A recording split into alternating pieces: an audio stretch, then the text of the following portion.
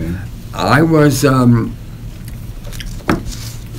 going to have to start off by supplying some information that some of you may or may not know of a historical character. Until the 1860s, especially in Germany and in France, and England too, but less, till the 1860s, the socialist movement was largely of two types. One was the utopians. One of the leading figures of the utopians was Robert Owens, an English guy. And the other was guild socialism. Did anybody ever hear the name guild socialism?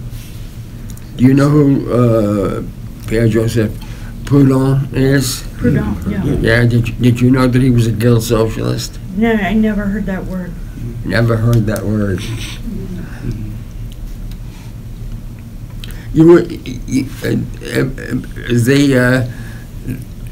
The American, British, French, German, Italian left ought to be expelled from their countries for what they have done to history, which is to ignore it.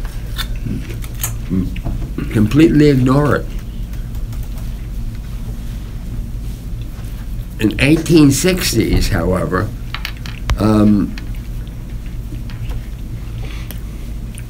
what is now modern social democracy, not social democracy so much, although they call themselves social democrats, modern revolutionary socialism emerged as important influences in France and especially in Germany. Among the leading figures of revolutionary socialism in Germany, and a very good friend of Karl Marx, who was in England by that time, was Wilhelm Liebknecht, whose son Karl and Rosa Luxemburg led the formation of the Communist Party in 1919, but had been in the Socialist Party before that, the Social Democratic Party.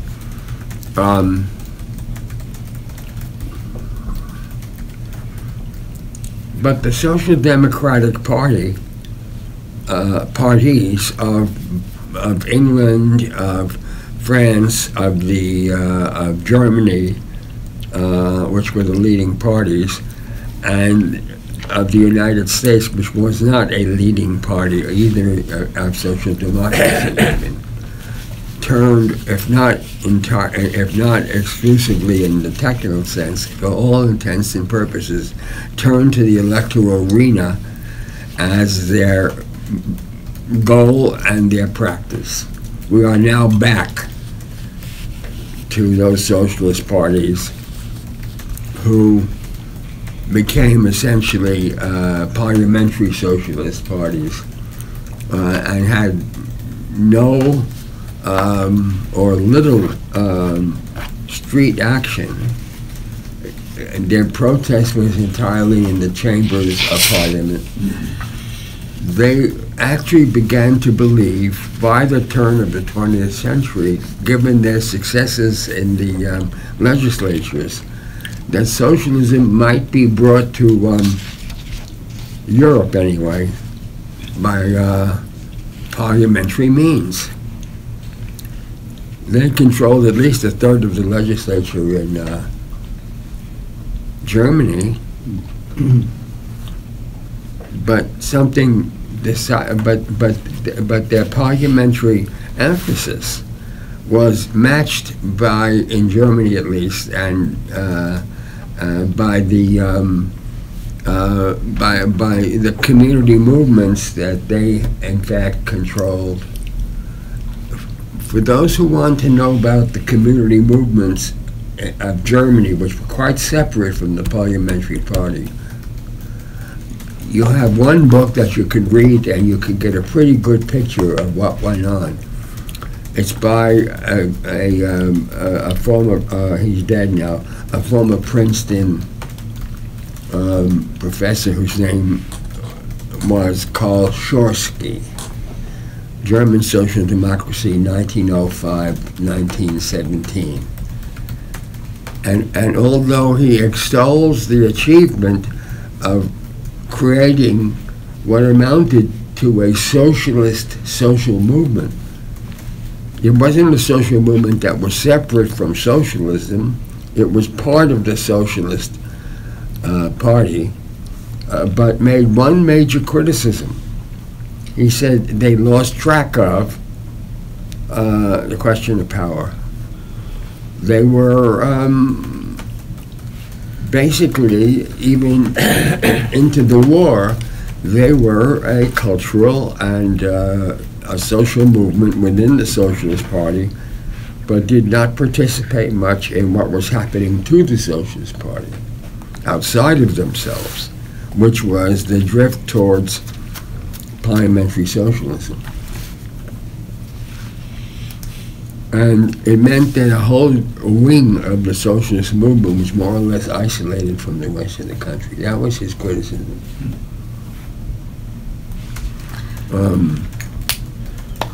But beyond Germany, the socialist parties, not the United States Socialist Party, but the socialist parties in Western Europe, more or less uniformly, on both sides of the conflict, both the Allied and the Axis sides of the conflict, became parliamentary parties almost exclusively.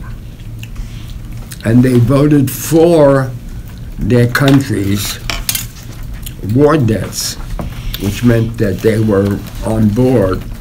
The Germans called the allies of England and France a bunch of authoritarians, and the allies called the Germans a bunch of authoritarians.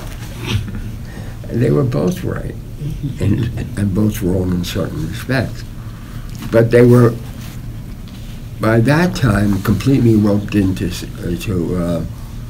the imperialist aims of their respective regimes.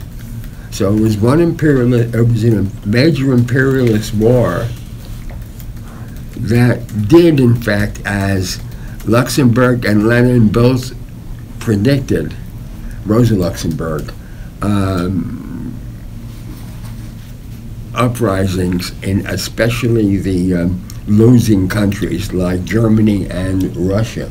Russia was on the winning side of the war, but in terms of the actual battles on the ground, it was badly beaten.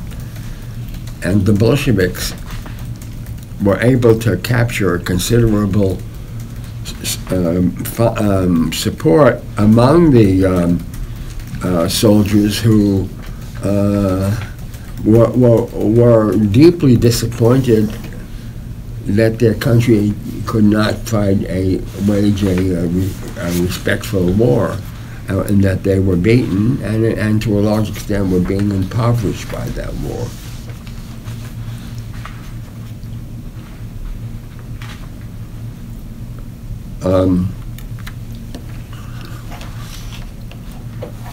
Rosa Luxemburg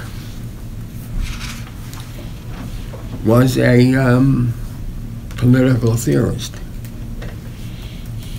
who taught in the German party school, the SP school, the Socialist Party school. The communists were not organized until 1919. And she and Wilhelm Liebknecht's son, Karl, were murdered by the Social Democratic regime that ran the country at that time. Murdered, shot. Well, they tried an uprising, so the Social Democrats will always say, we were protecting the state.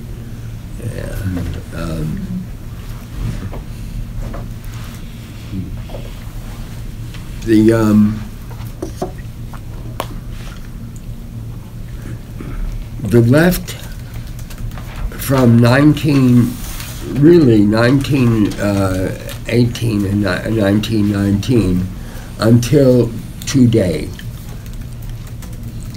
effectively in Western Europe and the United States, abandoned revolutionary socialism or communism as their objective and as their guiding philosophy, and became, to one degree or another, reformist, seeking as goals Medicare, and abandoning any discussion of alternatives. The transitional position that they could have asked for as alternatives was actually implemented by the New Deal. Today, I mean today meaning Saturday, 31st or 30th of March, today, on the front page of the New York Times, a fellow by the name of Trump demanded that the Fed reduce the interest rate, which he now has as one of his major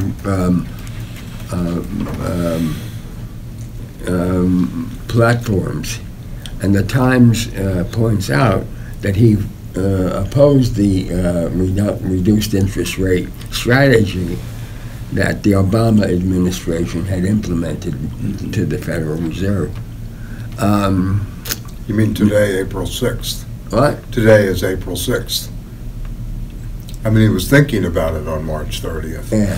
And Wall Street knew about it on March 30th. That's why the markets were up. But it was, I mean, just to be clear. Yeah, Today's April 6th, right. I'm sorry about the dates.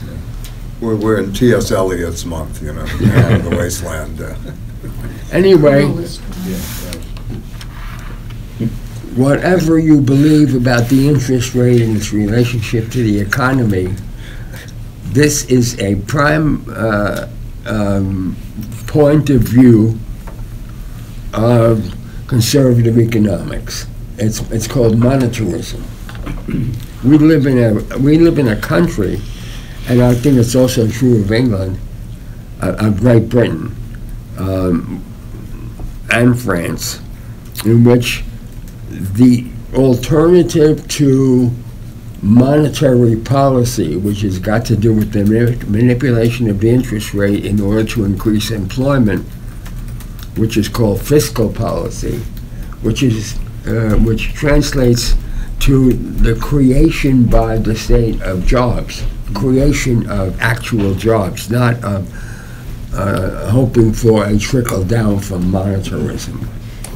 That has been totally abandoned. You don't hear about it from the left. There's no active discussion about fiscal policy from the left. So what Roosevelt did and the New Deal did under tremendous pressure from the labor movement, from the left itself at that period, is it created jobs, 4 million of them, federal jobs. And when I was organizing in southeastern Kentucky, I was organizing a miners' protest, part of an organization, a miners' protest. And that was in the early 60s. The Kennedy administration, that is the JFK administration, actually created highway jobs following the New Deal policy. That's the last time that I know that, aside from military jobs, which is their jobs program actually, that the Democratic Party, or any party for that matter, has actually talked seriously about jobs. So there's a war on poverty. What did you say? The war on poverty. Make the poor poorer. Wasn't a job. The war on poverty was effectively over Right. by 1965. It was carrying out the Kennedy policy. That's what it was doing. Yeah. And it used more money to be able to finance it.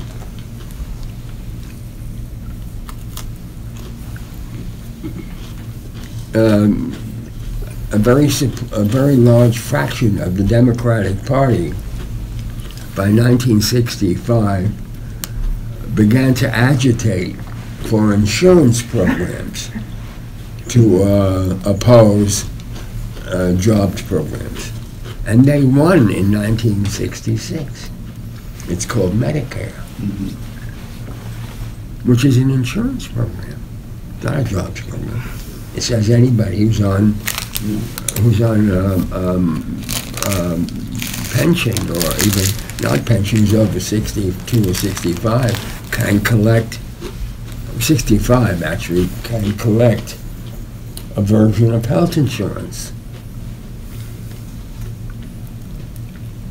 But the argument has actually shifted from people to the Federal Reserve.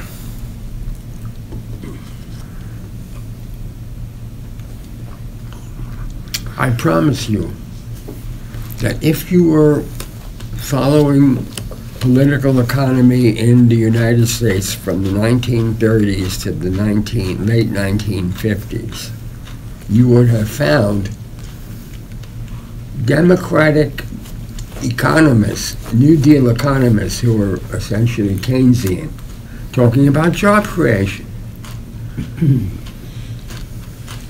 Right, and it wasn't until the appointment of Arthur Burns to the Federal Reserve that you started to see the shift to the monetary policy. That's right. Nixon. The Burns, yeah, Nixon. That's 19. Yeah. Nixon wins in 1968. But during the Vietnam War, the war on poverty is the only, which went on till 1966, 67. Was the only jobs program they had, but it didn't originate any in the Johnson or the Kennedy administration. Michael Peerless, my friend here, was a beneficiary of the phony war on poverty. It's true. That's true. Yeah. They hired people like him, unemployed. That's right. Intellectuals. That's right. Yeah. I got a CETA job. Yeah. I was able to go to school. Well, the New Deal did the same, right, through the WPA. Yes. What'd you say? The New Deal did the same through the WPA. Yes. But I was going to bring together this reading and what you were talking about with what we're reading for the last class, the reading on the Age of Anxiety, to the extent that politicians talk about job creations. It's not public, it's all the Amazon model. We have to sacrifice, we have to endure austerity. Job creation will come from the beneficent corporation. From austerity, which is signified in terms of interest rates, in terms of lending policies by the banks to ordinary consumers,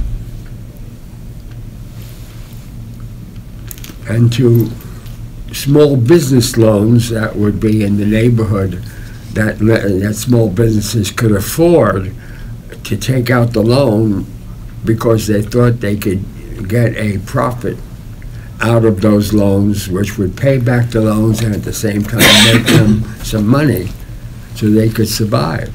But of course, notwithstanding the interest rate manipulation, small businesses since the 1960s have continued to be wiped out. The most prosperous small business in relationship to its field was medicine. doctors. They had their own practices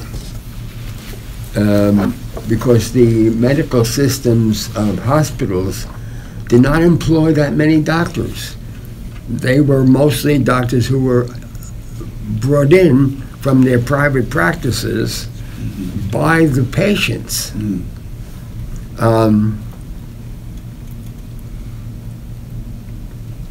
You had nurses in the hospitals because you had beds, and you had to do something about it on a regular basis.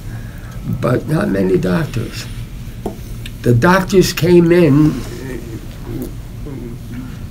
when the private practices of the business class began to decline. 65% to 67%, I've seen two figures, of all physicians, which is a word I'll use from now on because it's more accurate than doctors. I'm a doctor, but I'm not a physician.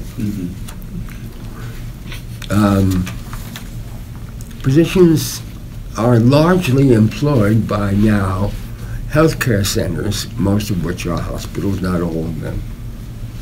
And it's a minority that are physicians that have their own practices, unlike dentists. Very true. Dentists have now occupied the position of overpriced services. $500 for a dentist who doesn't take Say insurance. $500. For a visit, at least in Manhattan and San Francisco and in Washington.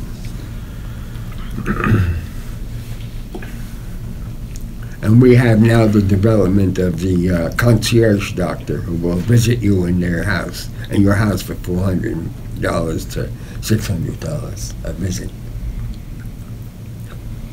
so that you don't have to go to the hospital. I think, Stanley, that Beth really put her finger on something about this whole thing of the privatization of job creation.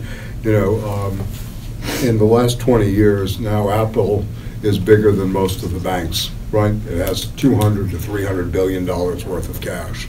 And it seems to me that the algorithm that they play with now is we will keep the interest rates low or even lower them, as Trump is asking for, and we'll give you 5,000 jobs, you know, in a new facility in Seattle or in New York City, et cetera. So I think all this is very much tied into a kind of new monetarism, very unlike that of what Friedman had in mind, even though fundamentally the elements were certainly there in the 70s.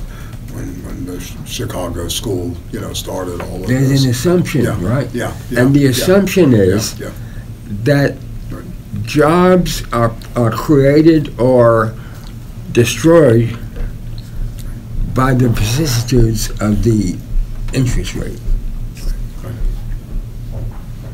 of monetary policy.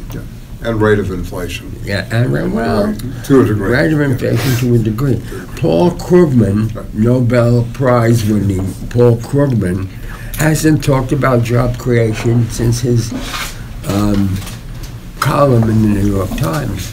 I don't know whether he talked about it before, but the last great Keynesian who talked about job creation and was not a monetarist died 20 years ago, maybe 15 years ago. His name was Tobin, James Tobin, an economist who was in the Keynesian school, and they had virtually disappeared. Not to say that all economists are not Keynesians, but they have virtually disappeared. You will not find an economist in a business school who's a Keynesian. You will not find an economist in an academic institution outside of a business school who's an open Keynesian, who writes in a Keynesian model. But until roughly 1960, Keynesian economics was the dominant economics. It wasn't a socialist economics, but it was called a socialist economics because it was a job creation of the economics. Didn't Nixon once say we're all Keynesians now? Yeah. I'm sorry? Didn't Nixon once say Yeah, we're when all they Keynesians took now? us off the gold standard. Right. And then that was followed by Clinton, who said, I didn't get elected to be subservient to a bunch of fucking bond traders. That was another age. Little did he know. Talk about the unconscious at work. That was just the beginning. Then he became one It is, himself. it is arguable. He should have known better having Robert Reich as his right It hand. is arguable, and I can make that argument, that in terms of political economy, Clinton was the worst president since Calvin Coolidge. That Herbert Clark Hoover was a visionary compared to Clinton. Did you know that the Reconstruction Finance Corporation was Hoover's idea? Hoover's administration, I mean. That the idea of subsidizing business so that they can continue to exist is Hoover's idea. And what Roosevelt did was basically implement much more than Hoover could, because he was a Republican at a time when the Republican Party was dominated by Harding and Coolidge types. Because he could, because the Democratic Party was beginning to take on Keynesian positions, which were not handed to the Democrats by Keynes directly. We once had, I mean, I have to say this because it's an important part of the story, we once had a group of economists who were social Keynesians, economic Keynesians. Aside from Michael, did anybody know any of those economists' names? I gave you a name like Tobin, but he was the last. I mean, I'm serious. People who really made a difference Galbraith. Yeah. John Wallstrom does the books about the commons. Wallstrom. Who else? Wasn't there a guy in the English Communist Party Hazel- that was studied with Keynes? Yeah, Hazel Henderson, Paradigms in Progress. Who? Hazel Henderson. West Coast. Yeah. Yeah. I'm talking about people who had the president's ear. Roosevelt's That's a blast from the past, man. guy A good one, though. I mean, was it's good stuff. He had what was called a brains trust, and they were all New Deal type economists. They were proto Keynesians.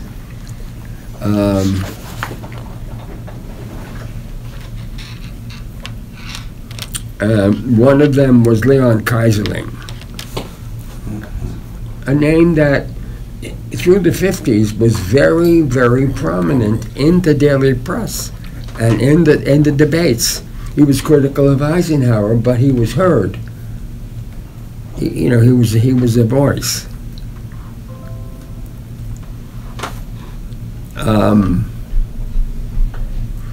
Raymond Moley, unknown today, right?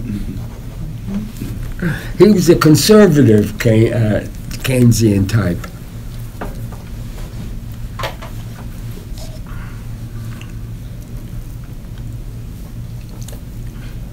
Guy, it's escaping me. I forget his name. His first name was Guy. Never mind, it'll come to me. But they were a group, and they began to have influence in the academy as well as in the government. They were training Keynesian economists as well as Keynesian business people.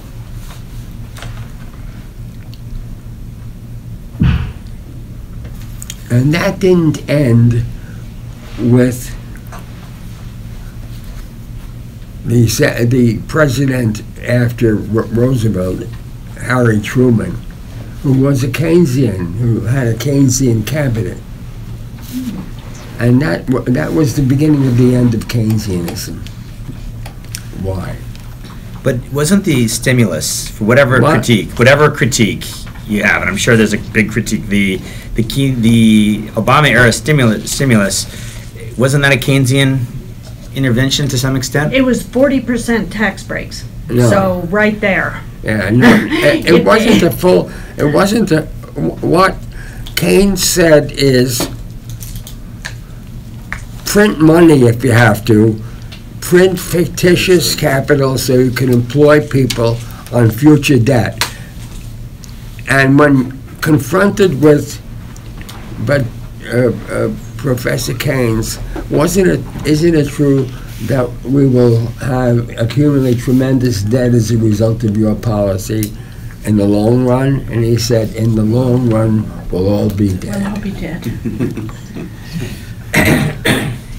So, I don't know if you're an expert on it, I'm certainly not, but it seems to me that a way to evade the political question of fiscal policy and taxation is MMT, which a lot of progressives are now pushing, to wit AOC, the new What is MMT? What is MMT? modern monetary theory, Modern monetary theory. MMT. Yeah. Who's the architect of it? Kelton? Do you know? Kelton, Stephanie Kelton? No, I don't know. Bernie. Modern monetary. It's monetarism. Yeah, it's monetary. I mean, yeah. It's monetarism. The forces behind it are, well, for one thing, I mean, AOC has studied it and is a big proponent of it. Who is? And there's Ocasio-Cortez. Ocasio-Cortez, Alexandria Ocasio-Cortez. We're on YouTube.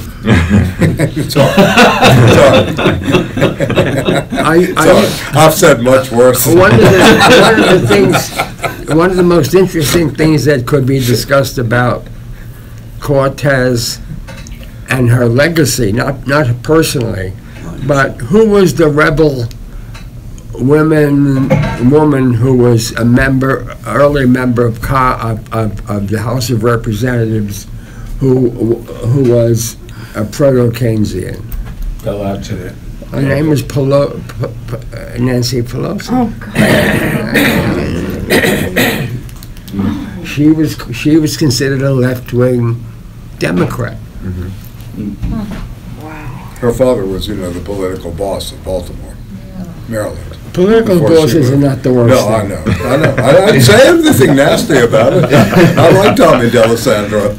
Yeah, no, everybody thought Pelosi was a carpetbagger when she ran in San Francisco. That's right. Yeah, because she came from Baltimore. I mean, she'd only lived in the city for a couple of years. Right, that's right. Well, But she was put in by APAC. California, yeah. She was put in by APAC. Is that right? Yeah, no, the guy, she was running against a very popular gay supervisor, Harry Britt. Yeah, Harry Britt. Right. And he made the grievous error of taking campaign money from the Palestine Grocers Association, and that was it. They have a very good store in Prospect Heights, by the way. Fully stocked at Prospect Heights. They dumped in, millions of dollars to smear him. And that was the start of her political career. That was the start of her political career. That's after why the she'll political always boss go to of the APAC Baltimore conference. at home. Right. Got it. my congressman, before I moved, I don't know whether he still is, but I don't think he is. My congressman was somebody called Jerry Nadler. Howard Congressman. And Jerry Nadler is what passes today for a progressive member of Congress. Mm-hmm. And he's far in advance in his thinking of most of the people who have been recently elected, like Cortez. I lived in Washington Square Village for 10 years, He was my congressman for all of that period. And I had occasion to visit with him with delegations. And his conversation was much more informed and much more sympathetic to anything that we were for, like housing, than certainly this asshole who was my councilman before we moved from Brooklyn, who was de Blasio. He was considered a centrist in Park Slope, the Park Slope that has now passed. Yeah. So this is something that I've been thinking about, especially with the emergence of this guy, Buttigieg, whose father was a Gramscian scholar. Yeah, Joe. Right. I knew So Joe very well. I would call he this just guy. died. I would call this guy and his type a technocrat. Like all political problems are solvable, completely leaving aside ideology or morality or any kind of struggle. They're just technocratic problems to be solved. Sure. Could you say something about the emergence of that kind of politics? Because we see a lot of it in New York City. New Deal politics was at least half technocratic. They supported first administration, national administration, to support science before the Second World War, to support scientific research. But a lot of it was along the technocratic line, which was computers. The computer research did not begin in 1960. It began in 1930s. And a lot of it was supported by the federal government. And also, warplanes. Roosevelt was a big supporter of technologies that would enhance warplanes. When the U.S. Air Force confronted the Japanese and confronted the Germans, our planes were much faster because they had been developed with money that went to both companies and to universities that developed technologies. Yeah. And that was part of the New Deal position. When they argued for public housing, they argued that public housing would contain, and they argued more or less openly that it would contain the discontent which was made by an economy which was only falteringly recovering by the mid-30s. But nobody even makes that argument anymore. What? Nobody even makes that argument anymore. Nobody has to worry about the discontent. Nobody makes any kind of moral or political argument for social housing. That's right. Hi, George. That's exactly right. And whose fault is that? I think you're pointing in the right direction. It's your fault, personally. I take responsibility. That's no. Look, let's be clear, okay? I want to, because this is part of the story. The range of what would be considered the left in the 1930s and 1940s began on the right with Keynesianism, because there were New Deal economists who were socialists. You wouldn't know the names, and I'm not talking about an actor, but one of them is Paul Douglas. Not the guy who was in the movies, but he was an economist who was a member of the Socialist Party and called himself a socialist openly. Criticized Keynesianism because Keynesianism did not foresee any long-range goal for public ownership. And Douglas saw public ownership as an important advance over the New Deal. The only major industry that aside from the post office, that the New Deal and its successors supported for public ownership was the atomic energy industry. Not the energy itself, but the bomb. And then it gave up the bomb. I was a representative for an organization called the Oil, Chemical, and Atomic Workers Union, because we had, and still do, I think, contracts with the federal government for the building of, with companies that were owned by the federal government that built nuclear weapons. However, nuclear materials are not built by the government-owned plants. I organized one in New Haven called Northern Nuclear Fuels. Does everybody know the name Tony Mazzocchi? Yeah, I was just gonna say. He Well, was Tony head hired president. me. I mean, he got me hired. My first major campaign was Northern Nuclear Fuels. The company wanted to decertify Northern Nuclear Fuels because they thought they had a vulnerable union to get rid of. So I was sent into New Haven to prevent the decertification. And Tony and I agreed that the most important thing we should talk about to the workers was the cost to their lives of nuclear energy. And that we should be doing things like safety committees, like taking time off. And that plan did take time off, paid time off for its workers. You didn't go into the plan for a couple of weeks, you got paid 3 or 4 times a year. At least it made a contribution to saving your life. We had a more elaborate program, but it didn't work. We also had Tony and I also had another distinction.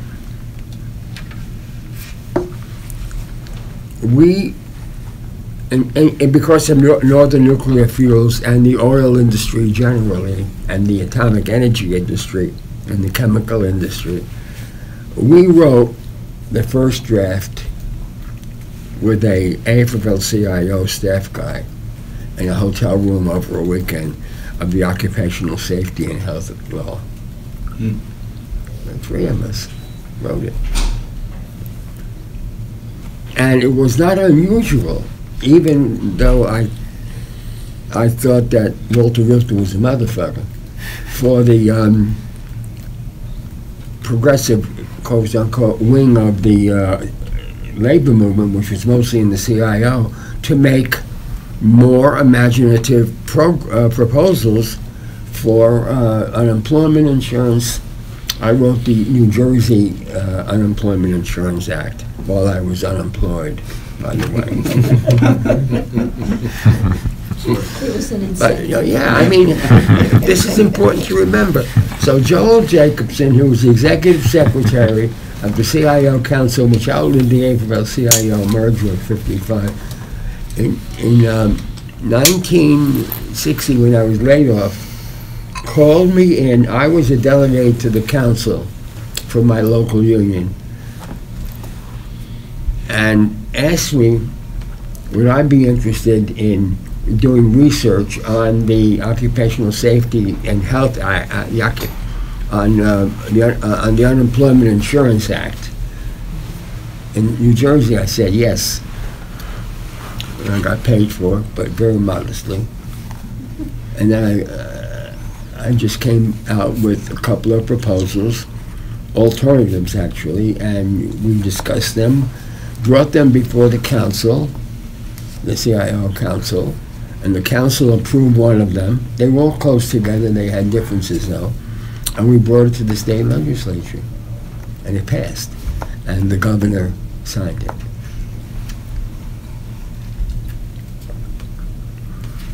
Governor at that time was a Democrat. But But the labor movement in New Jersey was much more strong, much more powerful than the labor movement of most states outside of New York. Half the electrical industry was in New Jersey by 1960.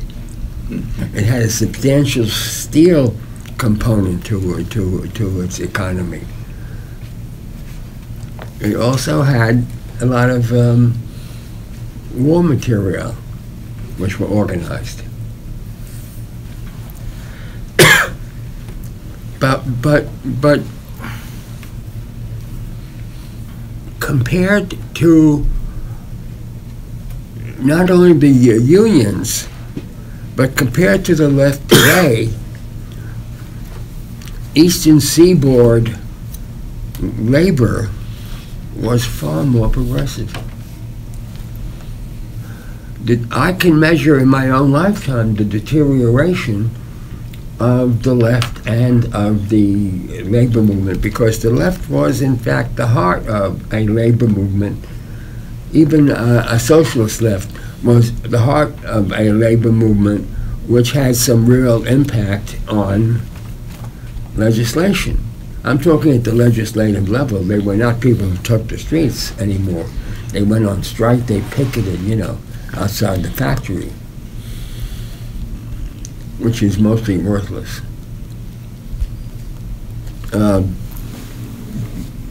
But of course, in Bishop Body in 1937, they did not picket outside the factory. They took over the city of Flint. Took over the city of Flint. Under the stimulus of the communist Bob Travis and the socialist Roy Wilson, who worked together. It was a very unusual period when the communists and socialists made an agreement to organize together. In the UAW particularly, but not only in the UAW.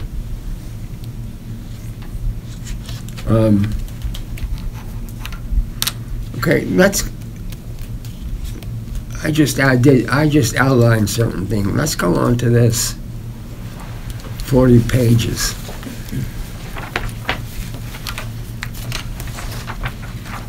What struck you about it? You liked it, Beth. What did you like about it?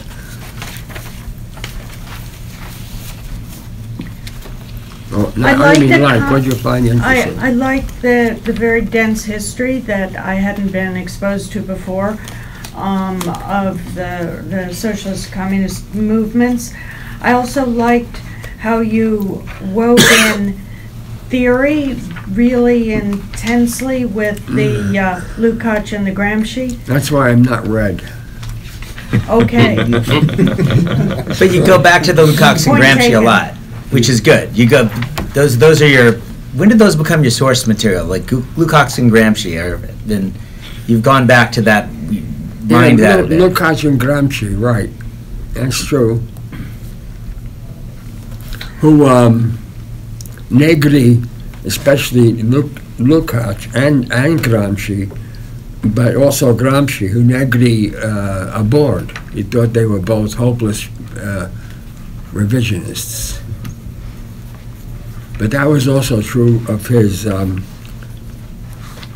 mentor, who's only represented in English by a few articles which were published in that mass circulation magazine called Telos. His name is Tronti, T-R-O-N-T-I, whose book is, his major book is called Workers in Capital, Ouvrier in Capital. It's being translated now. What did you say? It's in translation. Yes. Yeah. By one of your students, I think. In English? Yeah. Who was that? One of the Italian students. I forgot his name. Yeah, I forgot his name. But, yeah.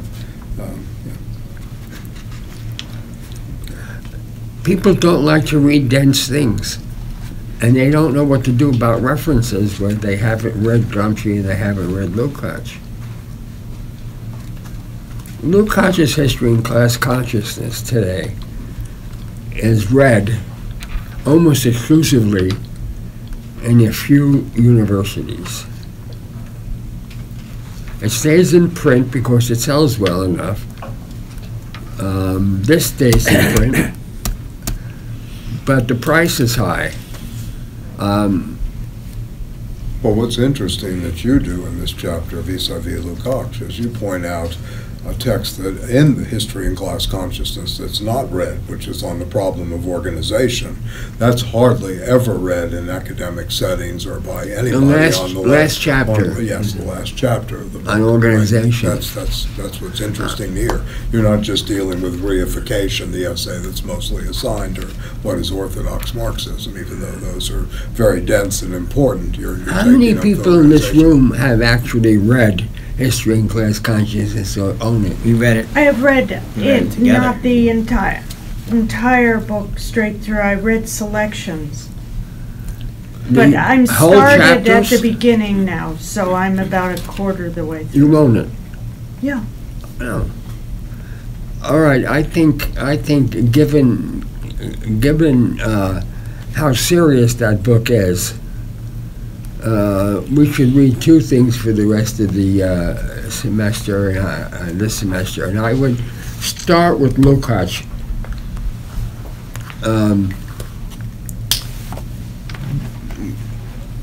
Is History and Class Consciousness in paperback? Yeah. Costs a lot of money. No. How much? No, $30. yeah, 25 to 30 bucks depending on where How you much? go. 25 to 30 bucks. It's not like destruction. It's also an easy PDF to Yeah, download. and we can Yeah, look we at got that. It's everywhere, yeah. Read the last chapter on organization to start, and then I think what we should do is we should actually break your head. It's good. It's good. We break heads here, not legs.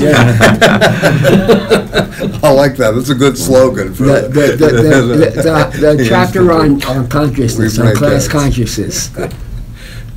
The last chapter, and No, start off with the political chapter. On organization, the last one. It's on political organization.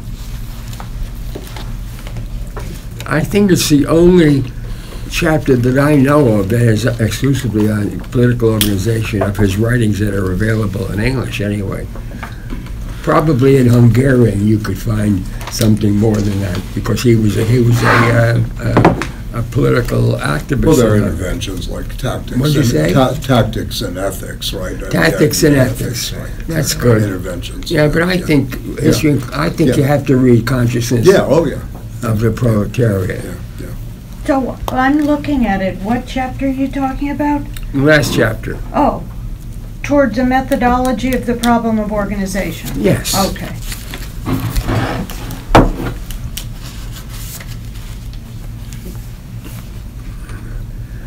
Well, I also like the part about Khrushchev that you mentioned in this, which was pretty interesting. I'm trying to find it, but how people Khrushchev acknowledging the Stalin stuff was created a bit of a meltdown.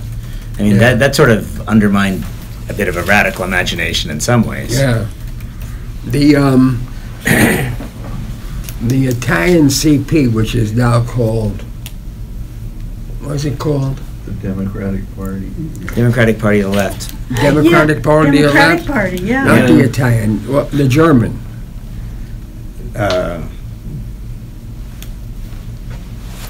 I had the Germany, Die Linke, yeah, has done more to support dense thinking than almost any other former communist party or communist party.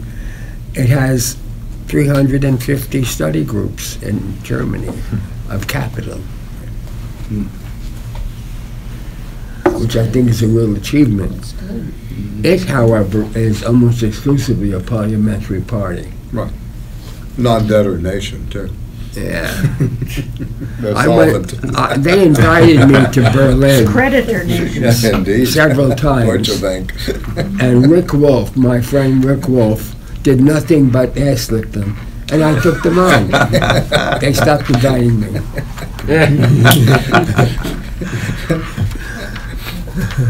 I was invited 3 times. I went, the first time I just talked about this country and stuff like that.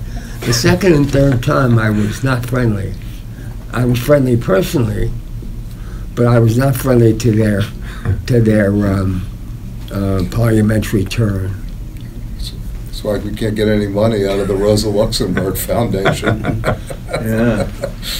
We got money out of it.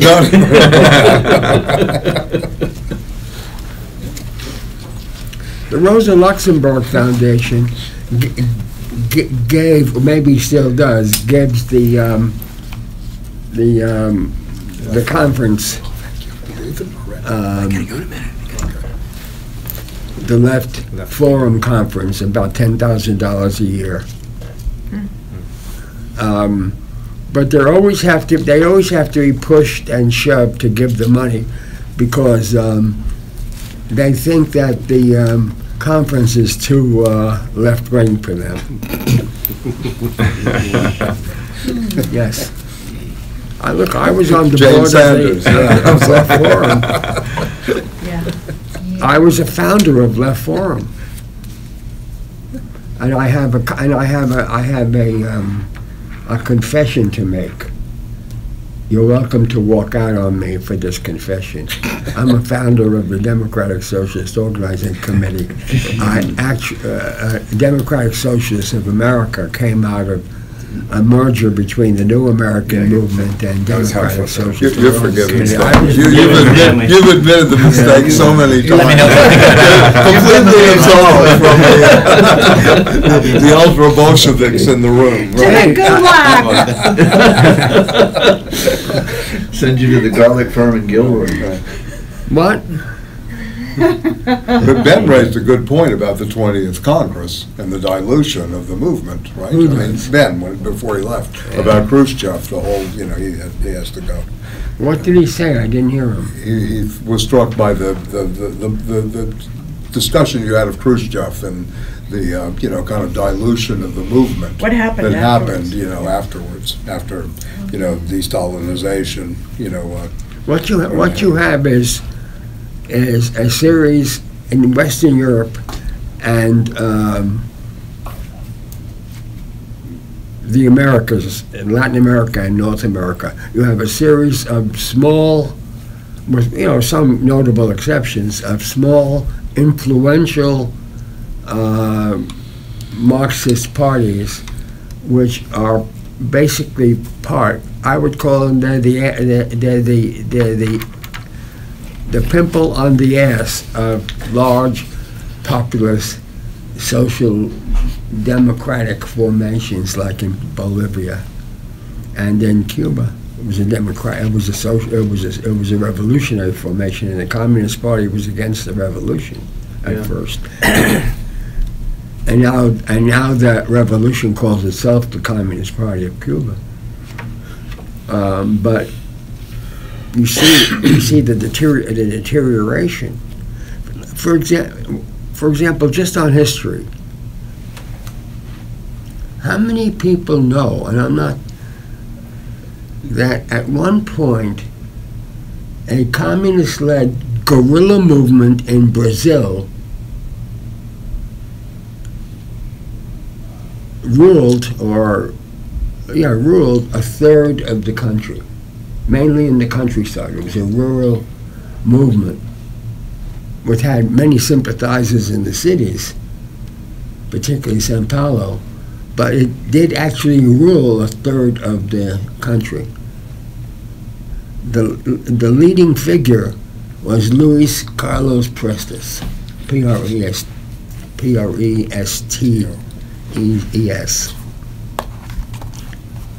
who was ordered to come down from the mountains and surrender their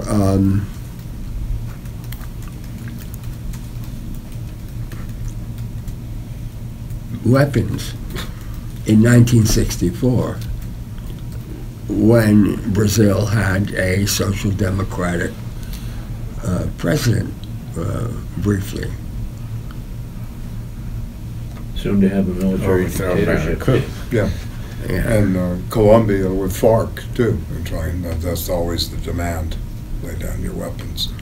But this is all part of the history of world communism. Coalition politics replaced revolutionary politics almost everywhere. And there was a coalition, as Thornton Lynn would say, with the Marines. But referring to the American left at a certain point. Yeah.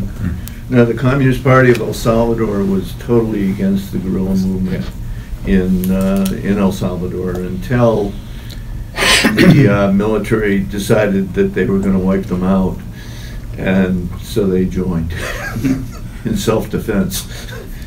They joined what? The Well, guerrilla they did movement? join the guerrilla movement, Yeah. but it took them 10 years. Guatemala had a social democratic president, which the communists supported, and he was wiped out. That regime was wiped out. And hundreds of thousands of people. That's right. Yeah. Right. Because the strategic and theoretical basis of those parties was, to say the least, inadequate for taking power. You take power, you have to have and that's why the guy says, without taking power. To take power, you have to have tremendous influence over the military. You have to neutralize the military if you can't get them on your side. And the Bolsheviks actually were successful because the military was neutralized. But in Guatemala and Brazil, the military was never neutralized. And so far as I know, there's no movement to neutralize the military in the United States. I don't think there is. Well, during the Vietnam There War, was some during the wasn't Vietnam War. What was the influence of the Cerno, guerrilla Cerno. movements on the What'd you left? say? What was the influence of the guerrilla movements that you're talking about on the left, and specifically the Weathermen thinking? They were heavily influenced. weren't they? I thought the Weathermen should be understood as a tragic error. The reason it's tragic is because they had only one major fault. It's Aristotelian. Which? The The fault. hubris, right? Right. The hubris. It's hubris, is Yeah. exactly right. It thought it could make a revolution by freeing the high schools by pure agitational means. The reformist version of the Weathermen would have established chapters in cities like Pittsburgh. But what they did in cities like Pittsburgh is they barged into the high school, a high school with majority black students, and called them out on strike. Unfortunately, the black students did not listen. Or if they listened, there was a few of them that listened. Well, there weren't a whole lot of black people in the Weather Underground. No. Well, that's something. But what you had in the Weather Underground were like many other left movements, sons and daughters of lawyers, of physicians, of some even of legislators at the local level. To give one example, Kathy Boudin, whose father and great uncle, father was Rabinowitz and Boudin were among the leading civil liberties lawyers of the 1960s and 70s. And Kathy was Leonard's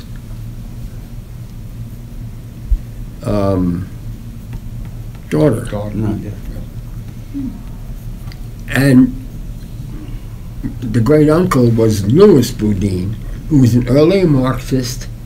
He was a lawyer too, who wrote a book called The Theoretical System of Karl Marx, 1913. And he wrote another book that was extremely interesting and has been completely forgotten, 1930, He wrote a book called this is Lewis, called a book called Government by Judiciary, 2 volumes. Right.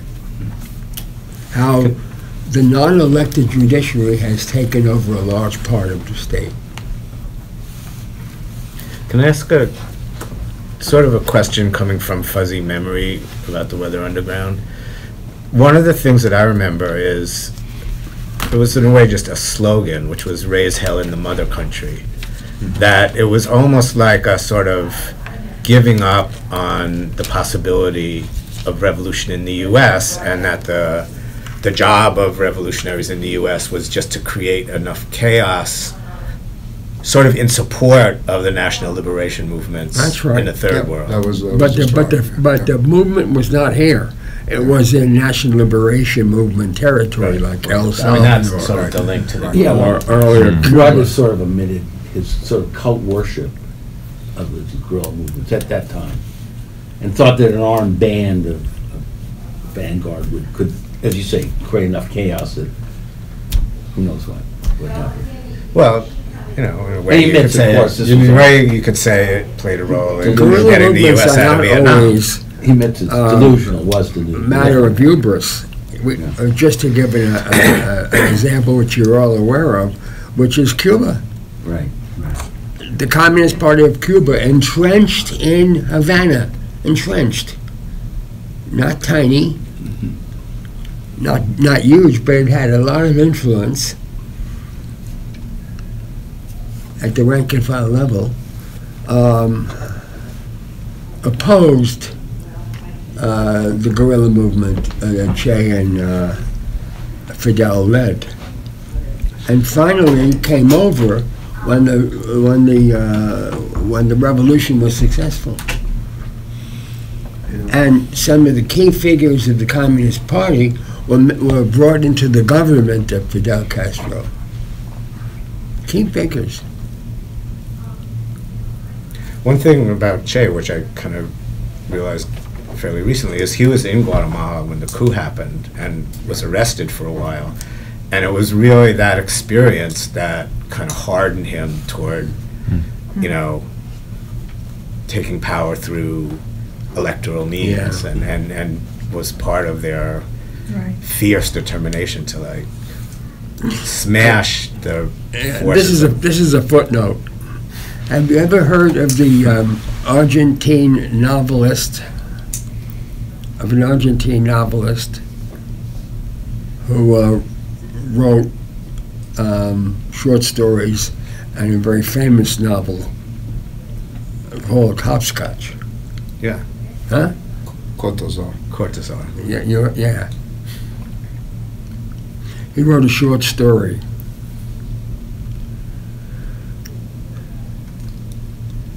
There's an interesting interview. I haven't talked about my short story yet. Okay. Yeah. With all due respect to Julio.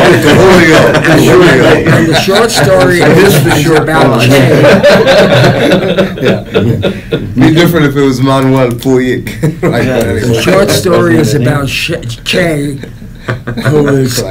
who was in his guerrilla base, and he was daydreaming. What would he daydream about? Mozart. Mozart, yeah.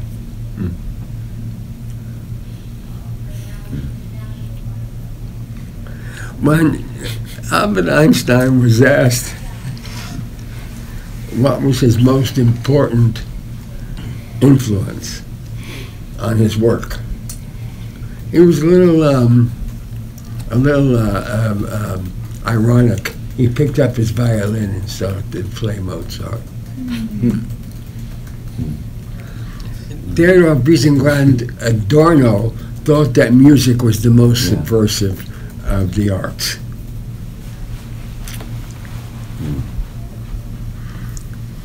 Not only did it soothe the savage breast, but it had a quality which most of the arts did not have. The quality, says Adorno, is that it's entirely self-referential. It doesn't stand for anything but itself. Whatever the Copelands and the Shostakoviches and the Prokofievs thought they were doing, essentially they were playing with music. And so to understand the relationship between music and society is an extraordinarily difficult task. Yeah. I am going to, pretty soon, write an essay on the problem of music, with Adorno being the main character, and I'm going to take him on. Adorno said that music can be dissonant and challenging to the ordinary ear, musical ear, which tends to soften people's consciousness, their critical abilities. The music does that when it abolishes the tonic music. And so he said, who's doing that now? Schoenberg. Schoenberg and Berg, who was his teacher, Alban Berg, well, for Adorno and his musical writings, the only ones of the modern era, the modern era being the 20th century, that were worth listening to. I don't think he ever listened to Shostakovich, who was a tonal composer, and had him be dismissed out of hand beforehand. Shostakovich still has tonality in his music, but he is an extremely confrontational. So are you going to composer. argue that Stravinsky plays to the young? Adorno didn't understand that, and that's why we have no young people in the movement. It's from Adorno. So, yeah. That's right. The Rites of Spring. There's your essay right there. Yeah. Well, it's exactly that kind of right. Of omission. But he writes about Stravinsky in his great book on new music, which is Adorno's great book, and he says that Stravinsky is the alternative to Schoenberg, but was a formidable figure because he was versatile and prolific. I think that Adorno music is very provocative and very sectarian, narrow. As a composer, he wasn't all that good either. But he was... Neither was Nietzsche. He tried to. But he was a terrific critic, Adorno. Now, what's interesting to me is that there's a rock and roll musical critics group. They're not a group. They're a discipline that actually has a lot of people writing about it. The only ones among them who took up Adorno were Bob Christgau and I'm trying to remember this guy's name. I'll remember his name. Christgau unfortunately tried to be a Frankfurt School rock and roll critic, and it didn't work. He's still around, though.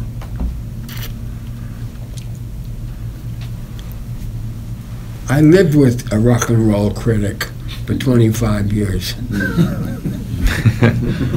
She was not into Schoenberg at all. Okay, the Velvets were were a good substitute. Yeah, she loved the show. She loved the Velvets, and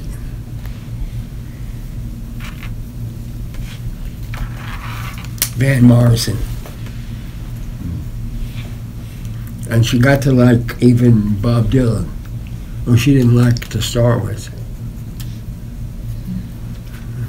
But the rock and roll, but the division between classical and pop criticism in music is a gulf that is hardly ever bridged. The classical critic won't touch pop music, and the pop critics won't touch, with one or two exceptions, classical music. But what about jazz, which you can say kind of jazz, which kind of straddles? Well, that's a separate issue. Oh, Adorno wouldn't touch that, would he? Well, it was worse than that. He did touch it in two essays. He did. 3. One, he thought it was... But he didn't like it, did he? Didn't like it. He thought Coleman Hawkins was the finest example of the failure of jazz to become a serious music. One of the things I think that was interesting about his writing is that he didn't talk about classical or pop. He talked about serious music, and he was trying to find out whether there was anything in jazz that qualified as serious, which meant seriously disruptive of the ordinary commercial imagination. And he didn't find anything. I don't think he ever listened to Coltrane. I don't think he ever listened to... He had Artie Shaw was about as far as he went, Stanley. Artie Shaw and Glenn Miller. That was his jazz listening. Artie Shaw wasn't awful, but that was about the level of it. He didn't even get to Bird or any of the bebop, and certainly never Coltrane. He never talked about it. Charlie Parker. He never talked about Mingus. He never talked about Coltrane. But, I mean, in a sense, you're right, because he would juxtapose serious music to the latest fashion. So it wasn't just so much jazz, it was really what was fashionable in the culture, you know, because that was really the other part of the essay, jazz, the perennial fashion, you know, but how fashion has taken over all listening, and that serious music is the only thing that had still a subversive, you know. One of the most serious left-wing there are several left-wing commentaries on jazz. The first one was probably Sidney Finkelstein's book, Jazz, A People's Music. And the other, of course, what's Frank's second name? Kofsky. Frank Kofsky. Kofsky, yeah. Kofsky wrote on Coltrane, and he wrote other stuff, Frank Kofsky, K-O-F-S-K-Y. Died prematurely, but he had 2 books, or 3 two I know of. Political Economy of Music, John Coltrane and the Black Nationalism, the Revolution, right? Yeah. And then your favorite English historian under a pseudonym. Yeah. Francis Newton, is that how? Yeah, Newton. Yeah. Yeah, Francis Newton was Eric Hobsbawm, and he wrote on jazz. Yeah. He used to save all his money to go buy Louis Armstrong records when he was a teenager. It was a nice story. The quality of his writing is always high. The quality of his thought is not always high. Jazz is not his great forte. I think he's a marvelous 19th century historian and early 20th century historian. But Newton never impressed me. That is Hobsbawm as a jazz critic. But there are sporadic efforts in jazz to provide a left criticism of jazz. And Adorno has one article where he takes jazz more seriously, but also dismisses it, and another one where he takes it unseriously, in my opinion, and dismisses it. But people only read the article called Jazz, the latest fashion. Or perennial fashion. Perennial fashion, yeah.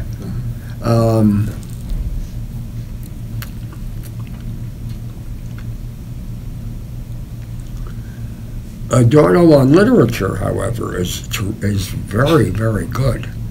He has two volumes called Notes to Literature. not on literature, notes to literature. And those are very good pieces, very excellent. The other is for literature and stuff like that. He has one or two things on artist Fred Jameson, Josh's friend's father. That's a reversal of identity. That was good. I like that.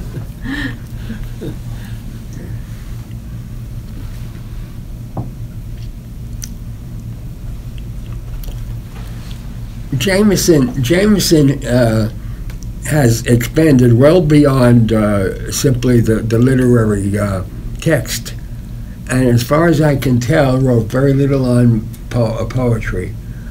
He wrote a very important book called Marxism and Form. It's about Benjamin, which is Benjamin and nostalgia, which I don't agree with as a proposition, but it's a very interesting. It's in this book, Marxism and Form.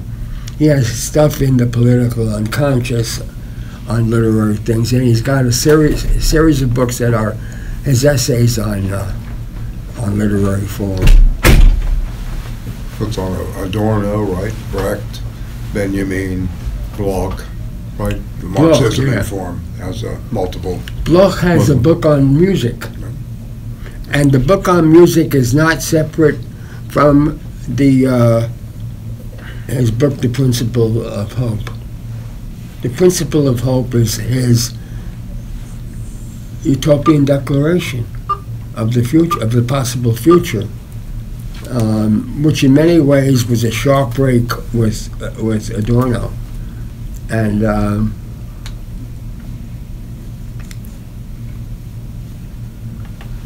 Isn't that multi-volume? 3 volumes. what? Yeah. 3 volumes. 3 volumes is multi, I guess. It is. No, it is.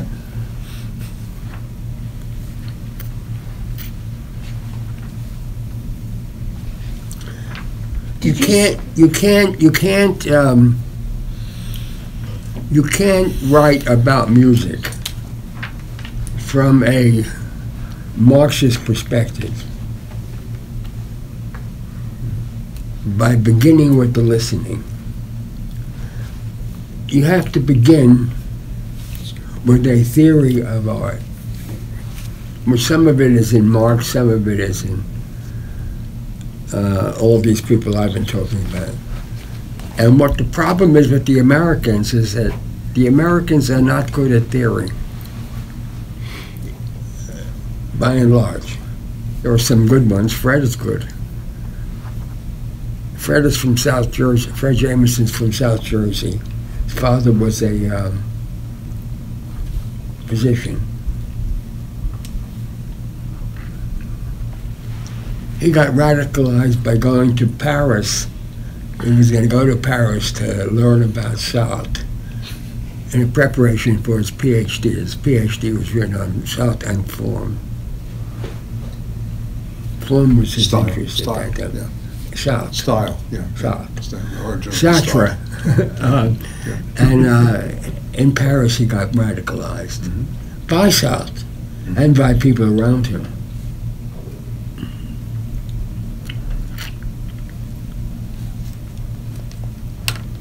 One of the most understudied, from a left perspective, one of the most understudied phenomena in American philosophy and letters is American philosophy and letters.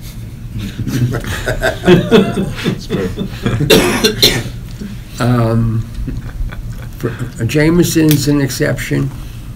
Finkelstein was an exception. Kautsky was an exception.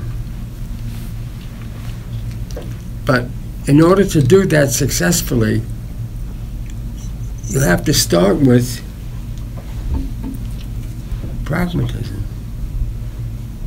You could start earlier, but pragmatism is built into American philosophy even before John Dewey and Charles Peirce, who were the two leading pragmatist philosophers.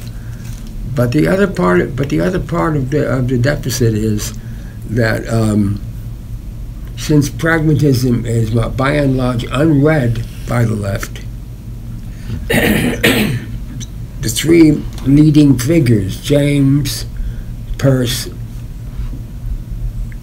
and Dewey, are all lumped together, including by Max Horkheimer of the Frankfurt School, and they're not lumpable. They may share certain things, but they're not lumpable.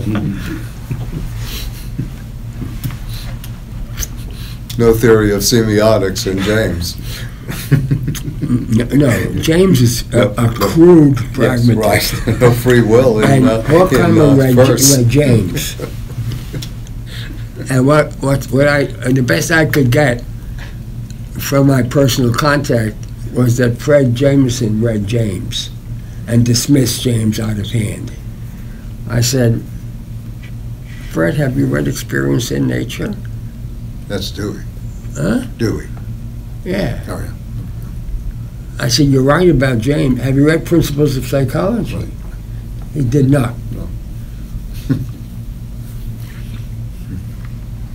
You read James and you have a way of dismissing the whole thing. What it would be like is that if you read the book by the great Marxist philosopher Joseph Stalin called Problems of Leninism, and generalized from Problems of Leninism everything that Marx wrote. And there are people that do that. George Novak did that with the Trotskyist position on pragmatism. Right. So. What's interesting, of course, about the Trotskyists is that the Trotskyists, American Trotskyists, have not produced a single philosophical corpus that, I don't mean a single book, a philosophical corpus that would account for pragmatism and try to analyze the contradictions of pragmatism.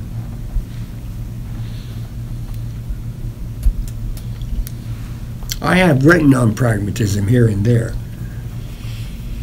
and I reject the notion that pragmatism is the philosophy of American imperialism that Harry Colstott Wells wrote about in a book.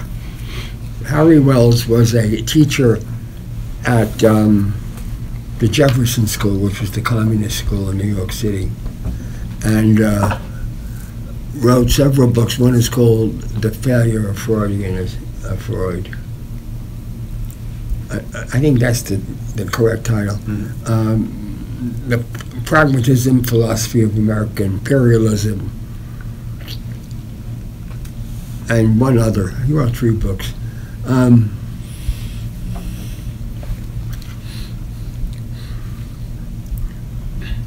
Wells taught at Jefferson School in what was called the Marxist concentration. And he and Howard Selsom, who was the director of the school, developed a curriculum. And who does it begin with? The pre-Socratics. These guys, in some ways, were no slouches. And of course, then they went on to Plato and Aristotle. And then they went on to Locke, Berkeley, and Hume, and left out Leibniz. Marvin Gettleman, who was an anthologist, had collected all the Jefferson School curricula, including that one, and he showed it to me. He's now got Alzheimer's. And the collection of the curriculum? What? And the curriculum itself, is it available? It's archived? Or? Well, I don't know what, I don't know what his partner or wife did with it. Mm-hmm. Okay.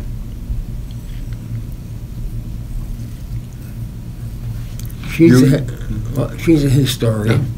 You once called Dewey an unconscious Marxist. I called what? Dewey, What? an unconscious Marxist. Pragmatism was an unconscious Marxism. Yeah, no, it's a great friend. I mean, a lot to work with there. Yeah. I have about 75% of all Dewey's writings in my library. And I've read a good piece of them. And I'm absolutely convinced that most people who dismiss Dewey out of hand have not read anything except a few select things, you know. It's on the middle shelf, Beth, as you face the walls in the entrance. You're all welcome to come to my apartment and look at my Dewey collection. Now, What's remember, second prize? John Dewey, who became an anti-communist in the late 30s and an activist in the teachers' union, John Dewey called himself a socialist and participated actively with A.J. Muste in the early 1930s in trying to form a progressive party, a third party. He was not a Democrat, he was not a Republican, he thought they were both bourgeois parties. They were capitalist parties. He was for socialism. Whatever he meant by it at that time. Well, what's to dismiss in him? What? What is to dismiss in him? Who would dismiss Dewey in terms of reading him? Who wouldn't? Who would? What is there to argue Who against would? Dewey? Well, he was an anti-communist. Okay, that's on a personal level. In terms of writing, Well, he had a word that he described some of his writings as instrumentalism. okay. So that would be equivalent to pragmatism, which undoubtedly is true. But the Frankfurt School thought all terms like instrumentalism mean the technicization of reason. If you read Dewey, that's not what he meant by instrumentalism. And I've written about it. Yeah. You read The Quest for Certainty, for example? Course. Yeah, it's a great, kind of a... But nobody, but you see, if you were really going to reconstruct an American philosophy of revolution, or you would have to go through the history of American philosophy and its relationship to Kant, its relationship to Hegel. It's not been done. The Brooklyn Bridge in Hegel. What'd you say? The Brooklyn Bridge in Hegel. Yeah. That's what we told Roebling. Go back to the New World, build the bridge. True story. Stanley, could we look at the, in the text, this whole section that you have on radical? Yeah, in your text here, yeah. And What page? well, it begins. The word is first used about a new left party on 188, but I think 189 through 191 is very crucial, or certainly through 190. We didn't for the read that. use of the chapter term. that way. Oh, you did in the Shape of Practice? No, Oh, we okay, read I'm sorry. chapter Oh, you 2. just read chapter 2. Okay, I'm sorry. Okay. I was thinking that was a great place to, maybe we should read that too, Stanley. The Well, Shape I've of got Practice. somewhere that Can you I would- upload it? Yeah, we can upload it. Let's upload it for next The Shape time. of What do you- Practice is what do you very good mean? alongside Lukacs, yeah. What does it mean to be radical? Yeah. But go ahead, Beth, I'm sorry. On page, in the it says suggest another focus, maybe. Yeah, yeah. On page 105, Well, on 104, you start with principal tasks of a pre-party, a pre-party period. Right.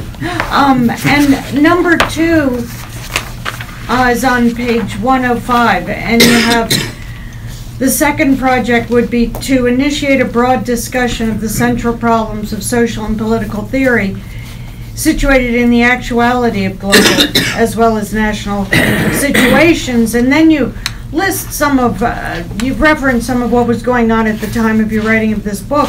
Obviously, you know, that context and conjuncture has changed. So I was wondering how you would start to answer that question. These points are not changed. Sorry? I wouldn't say that these points are. No, I'm not saying the points have changed. What you historical. refer to as the history right after that, where you have the reemergence of a pink tide in Latin America, and now we have the crushing of a pink tide in Latin America. It's just the historical details are different, that's all. Say that again. If you look at what I was really interested in was your answer to number 2 on page 105. I know that one, yeah.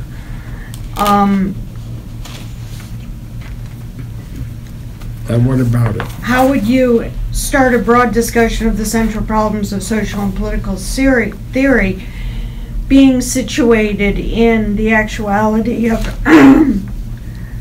the national and global context? You're saying we're sort of updating. All right. Yeah. Let me just say to you one way of doing it. It's not the only way, but it is a way. In 2003, which is now 16 years ago, but it's really 15 still, 16 years ago, I published a book called How Class Works. You could start there. But, I mean, just to continue with what you're saying, I think this was written before the 2008 economic crash and before Occupy Wall Street. What'd you say? Yeah, This was written before 2008 and the economic crash. 2006, Yeah. it was published. And Occupy most of Wall it was Street, written which I think 2004 and is a whole 5. other important element to kind of just Yeah, we're in a different See, historical Now, moment. See. however, I mean, I Yeah, think that's- one could yeah. certainly look at the WTO, you know, the Seattle uprising, Right. very comparably before this was written, you know, which was the late 90s, right into the new decade. And the 2001 shifted the balance, you know, against that. And then Occupy Wall Street doesn't really have much of a, you know, a ground anymore, you know, pretty much like what happened to the WTO stuff. Not that it's completely gone. But it does in the but- way people think about Yeah. the solidity of the system, I think. Yeah, I think Yeah, okay, Occupy, there's okay. a straight line from Occupy Okay. to Bernie Sanders, and because of that, to the, Yeah. you know, the young people are joining That's DSA. right. So I think that Yeah. there is, Yeah. there, Right, but there is a line. But he raises, I mean, I think in this section, that to revisit the ideological state apparatus through Althusser is still very relevant. Yeah, Even no, though no. the techniques of control are much more sophisticated now, and now, you know, this could be revisited in terms of Facebook, Twitter, Instagram, social media Yeah. culture that's not incorporated here. But the fundamental concepts, I think, still, you Yeah, know, no, that's yeah, another We're thing. agreeing with that. yeah, yeah, I got you. It was just, it's The, just. the classic of, I'm sorry? No, it's just, it's whatever it is, 13 years later. Okay. How do we make sense of what's happened That's- both that's in the the whole US and point. Latin In America the and intervening Europe? years, Specificity. yeah, exactly, yeah.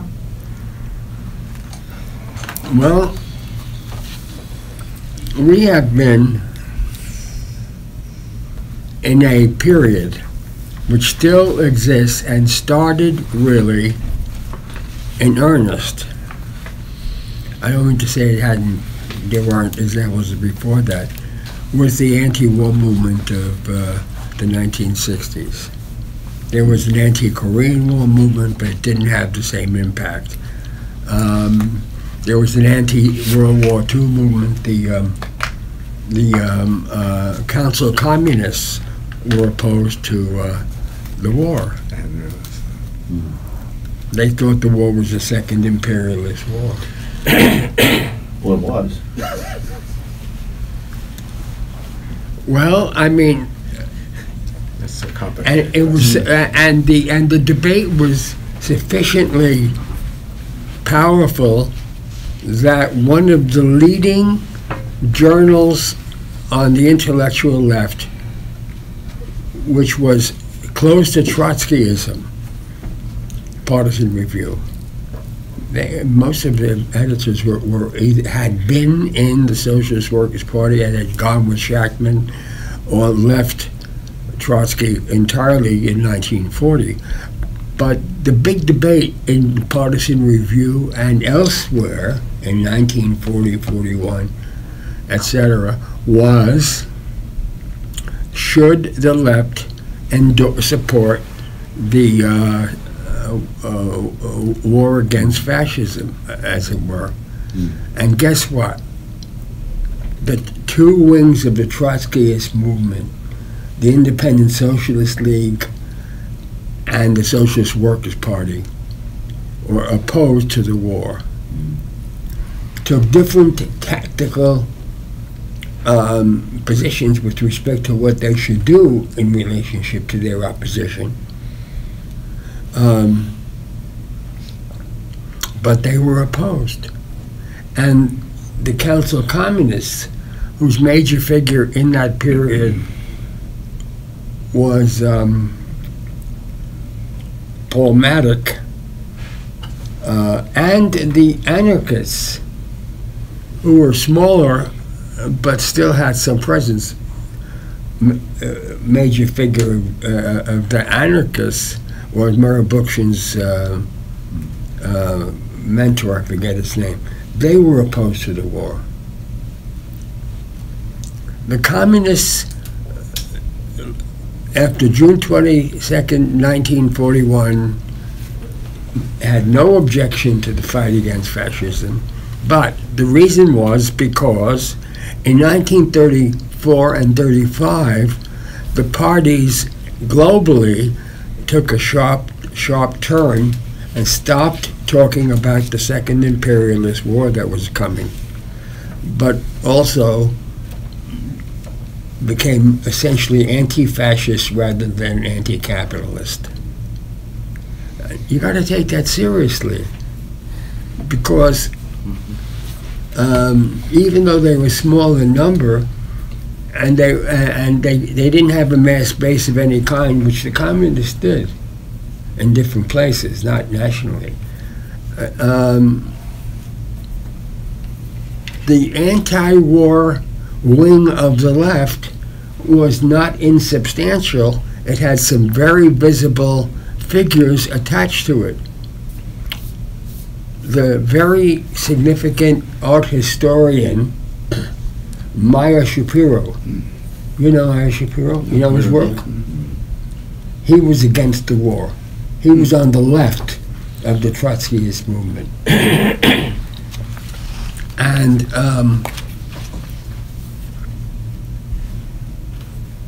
And also pacifists like what? Pacifists like Musty and pacifists like Musty, of course, were opposed. Some of them took a ducked. The Socialist Workers' Party ducked and sent its people into the army if they were drafted, and told them not to agitate against the war. They'd get their ass in a sling. I don't think they used that phrase. That was what their line was. However, the Shachtmanites were perfectly happy to debate both sides of the anti-war position. They were against the war, and they debated it because they controlled the Partisan Review. And their own people were debating it with each other. Now, it begins there because what evolves from the anti-war movement of the Second World War, but specifically of the anti-war Vietnam War movement, which is now half a century old, is single issue postmodern politics.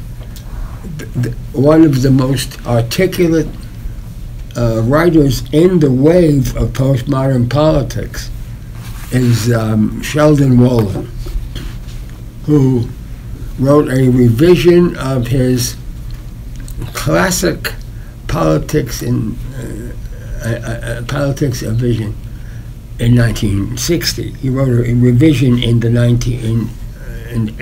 2000s, in which he said the only politics that works now is local politics, and many people interpret that to mean the anti-war movement, or you're in the education movement, or you're in the labor movement. I think I talk about that here, where today we have an organization which no longer exists, but it's developed into the Teamsters for Democratic Unionism, the Democratic Union, and it was a presence in the communication workers that basically talks about wages and working conditions and won't talk about anything else. They won't talk about imperialism, and they won't talk about the genuine need that people have for decent housing, working class people. Nor will they talk about education.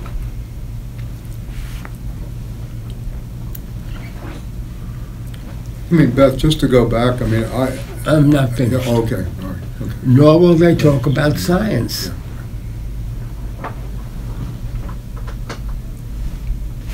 I've had people say to me, "You wrote a book called Science is Power." I picked it up. I couldn't understand a word. They were from Solidarity, or whatever that was at the time. That's true. Sorry. Well, you were my student. Yeah, and I've heard that so many times. I couldn't understand a single word. That's the way you say it.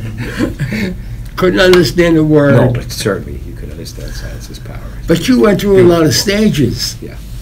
And I was very patient. Yes, you did. You're still being patient.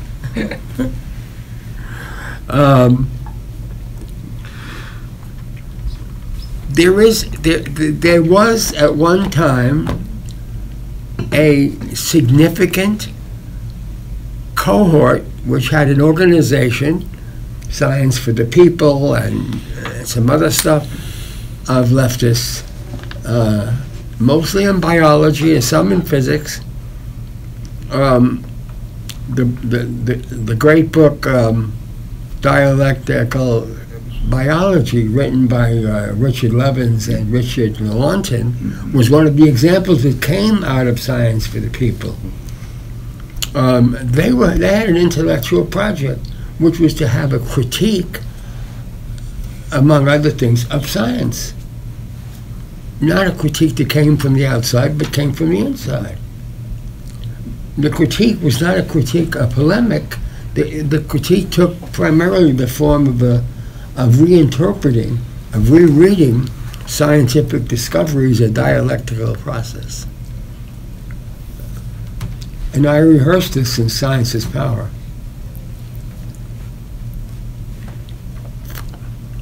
Which the group of sciences people at Massachusetts Institute of Technology read as a text and invited me up to talk. And I talked to mathematicians, and I talked to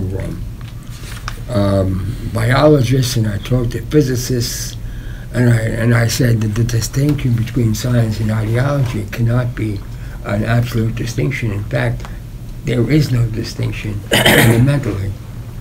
There are more or less ideological distortions in science. But what's taken for truth in science may, not just from an evolutionary perspective, but from a revolutionary perspective, I don't mean a political revolution necessarily, be overturned tomorrow or over a short period of time. And somebody say, "Yeah, give me an example." That's the easiest one you can get. You know what the easiest one is? in the 19th century, it was science to believe that blacks were born inferior. You wanted to give them the same equal rights, but blacks were inferior. That was biology, 20th accepted century. biology. You didn't know that. But there it is. And they all knew it, but they never reinterpreted it in terms of their own field. You know, speaking of Richard Levautin, his little essay called "All in the Genes" points this out very beautifully in a book called "Biology as Ideology." The the history of the DNA. And Levins and Lewontin wrote "Biology as Ideology," by the way, earlier. Yeah.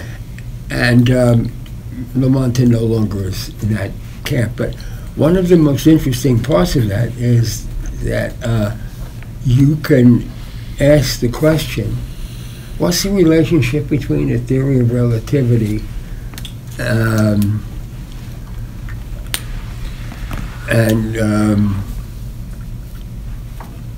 the work of Niels Bohr, microphysics of various kinds, and Newtonian physics? Was Newton false? I would ask that. Was Newton false and Einstein was true? Einstein himself would not say that. Einstein said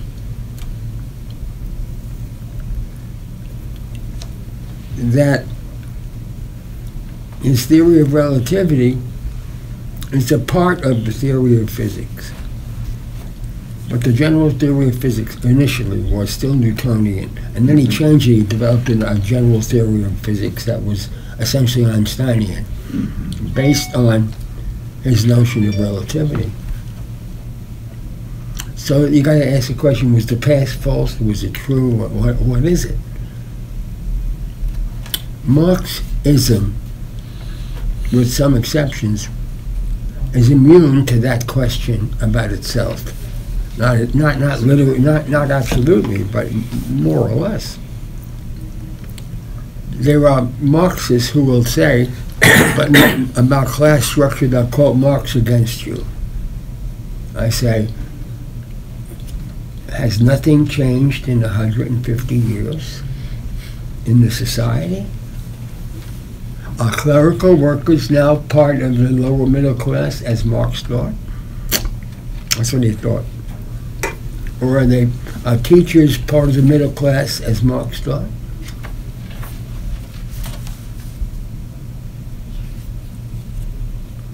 We have to learn to ask these questions. You have teachers unions are the largest unions in the country.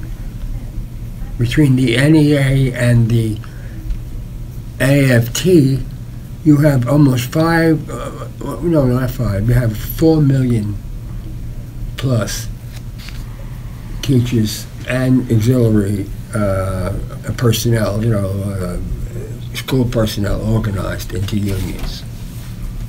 Are they still part of are they middle class?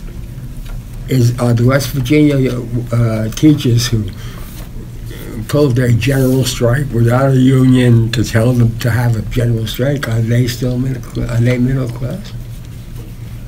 These questions don't get asked. No, and in stereotype, when you think of West Virginia, you think of miners as the heart of the working class, and there's hardly any miners left. It's no longer true.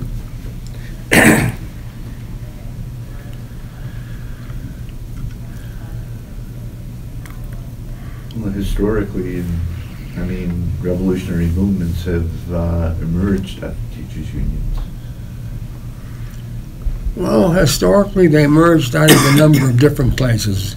There was a big debate in the revolutionary Bolshevik Party and the anarchists, not between them, but within both of them, but especially the anarchists.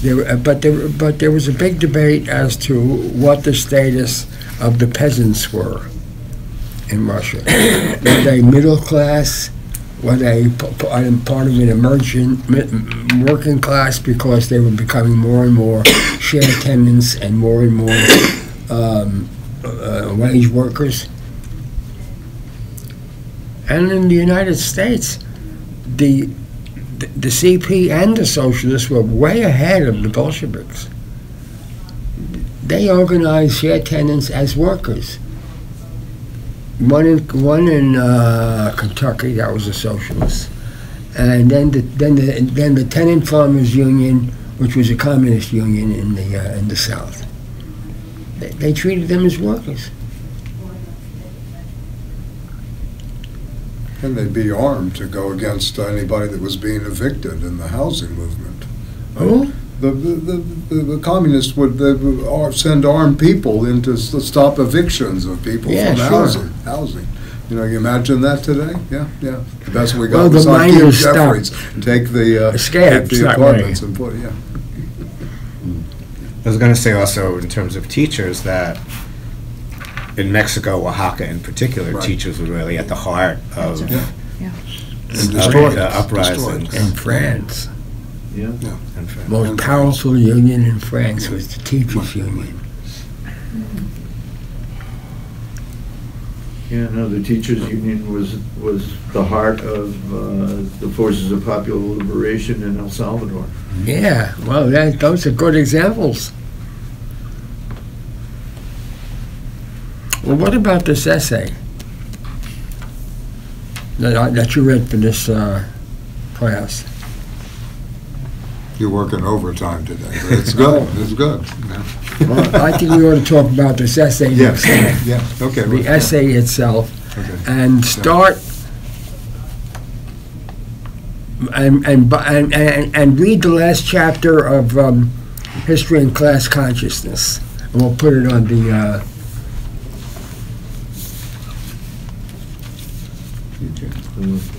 Put it on the website. Yeah. Put it on the website. Yeah.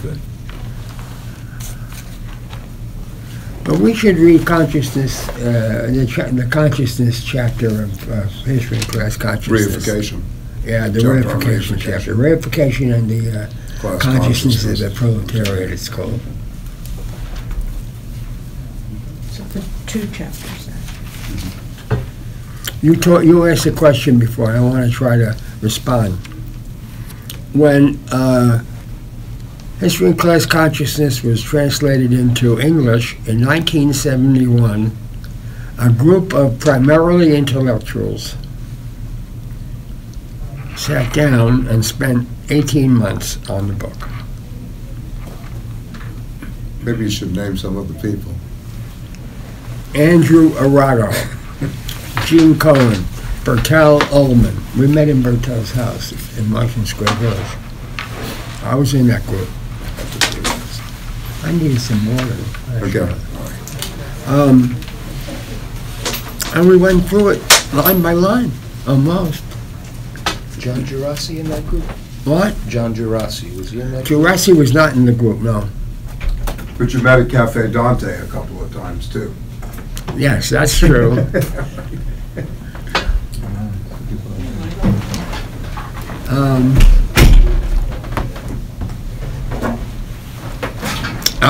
Our hangout was the Dante Cafe, which is on Bleecker Street, isn't it? No, it's on the Bleecker Street. Sullivan? Washington Square Park. Park. Just south of Bleecker. It's just south of Bleecker. What?